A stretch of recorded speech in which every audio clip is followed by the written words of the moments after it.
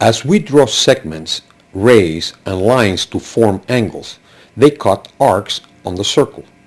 For example, this is called a central angle. A central angle is made from radii and starts at the center and cuts the same arc size on the circle.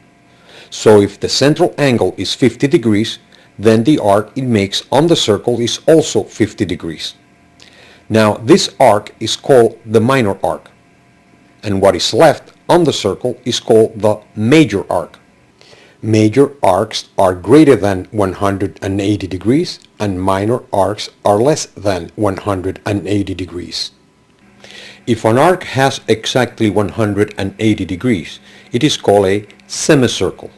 Of course, by extension, if in a circle or in two congruent circles central angles are equal, then the arcs they intercept are also equal. Okay, so now we extend the radii that form the central angles and make diameters out of them. Notice how different diameters project the same central angles in two directions, left and right, up and down, and so on, always giving us equal arcs. Now, if we move away from the center, these are not diameters anymore. They are chords. And chords, depending where they meet, they could intercept different size arcs. Notice how arcs change. However, the angles made off the center of the circle stay the same because they are vertical angles. What changes is the distance from the circle itself. Anyway, these internal angles being made by the chords are still related to the arcs, but in a different way. These angles are actually the average of these two arcs. In other words, to find internal angles made by chords, you must add the arcs being intercepted and then divide the results by 2.